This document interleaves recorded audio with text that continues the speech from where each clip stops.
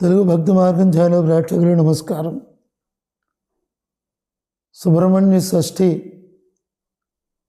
గురించి ఈ వీడియో ద్వారా తెలుసుకుందాం.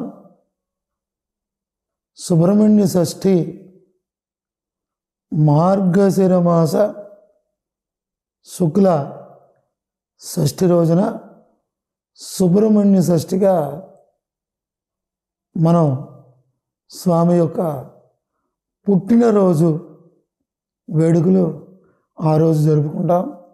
ఆ స్వామిని సుబ్రహ్మణ్య స్వామిని ఈ మార్గశిర శుద్ధ షష్ఠి నాడు మనం ఆరాధన అభిషేకాది కార్యక్రమాలు చేసుకోవడం అన్నది జరుగుతుంది. అయితే ఈ సుబ్రహ్మణ్య షష్ఠి ఈ నెల 18వ తేదీ సోమవారం జరుపుకోవడం శాస్త్ర సమ్మతమైనటువంటి విషయం.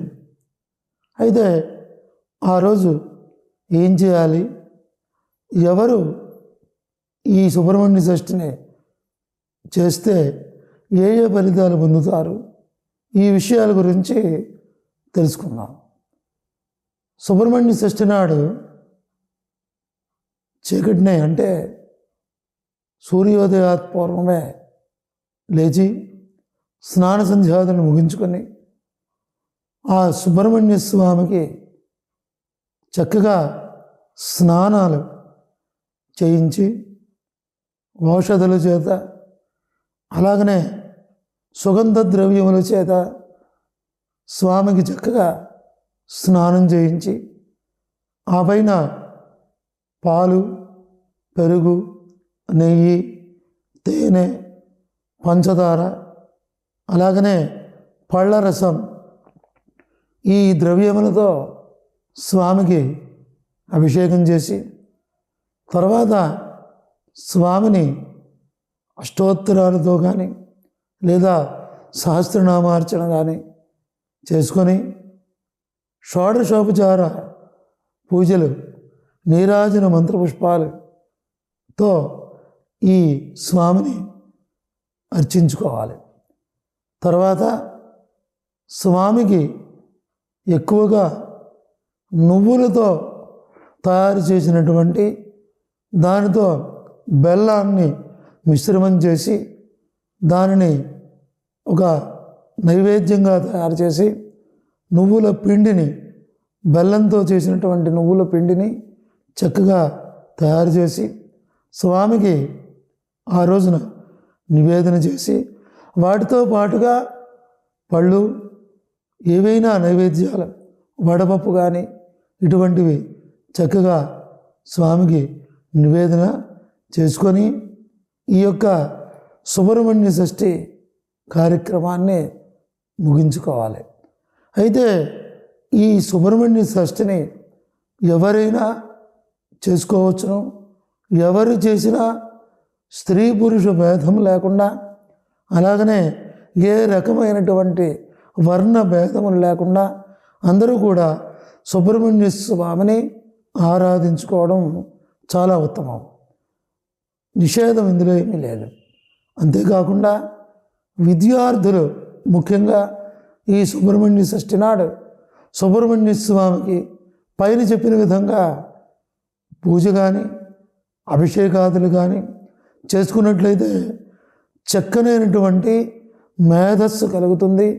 విద్యార్థులు మంచి స్థాయిలో ఉత్తీర్ణులు అవ్వడానికి తగినటువంటి అవకాశం ఉంది.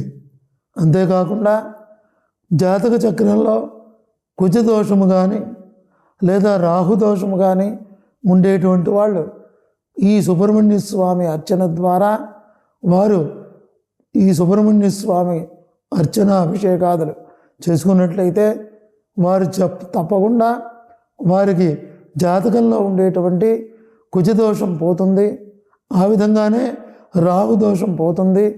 పోయి పెళ్లి కానిటువంటి వాళ్ళకి చక్కగా శీఘ్రంగా వివాహం అవుతుంది. అలాగనే సంతానం లేనటువంటి వాళ్ళకి శీఘ్రకాలంలో చక్కనైనటువంటి సంతానం లభిస్తుంది. అది ఈ సుబ్రహ్మణ్య స్వామి అర్చనలో ఉండేటువంటి విశేషం. ఈ యొక్క పార్వతీ పరమేశ్వరుల యొక్క ఈ యొక్క కుమారుడే ఈ కుమారస్వామి. అందుచేత ఎవరైతే ఈ కుమారస్వామినే షణ్ముఖుడు అనేటువంటి పేరుతో కూడా పిలుస్తూ ఉంటారు. ఇది మన పురాణాలు చెప్తూ ఉన్న విషయం. అంచేత షణ్ముఖుడు అంటే 6 ముఖములు కలిగినటువంటి వాడు అని అర్థం. ఈ విధంగా మన పురాణ శాస్త్రాలు చెబుతున్నాయి కనుక ఇతిహాసాలు తెలియజేస్తున్నాయి.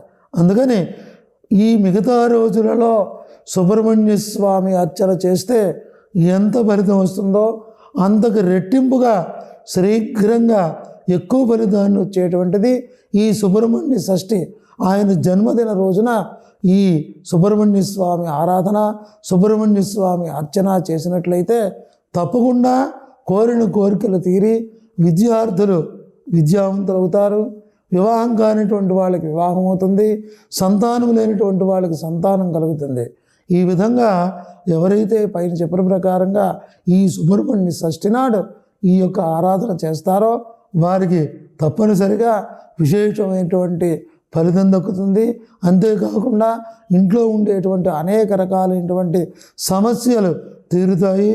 ఈ విధంగా ఈ సుబ్రహ్మణ్య స్వామి ఆరాధన ఈ సోమవారం 18వ తేదీ తప్పనిసరిగా చేసుకోవలసిందిగా తెలియజేస్తూ స్వస్తి.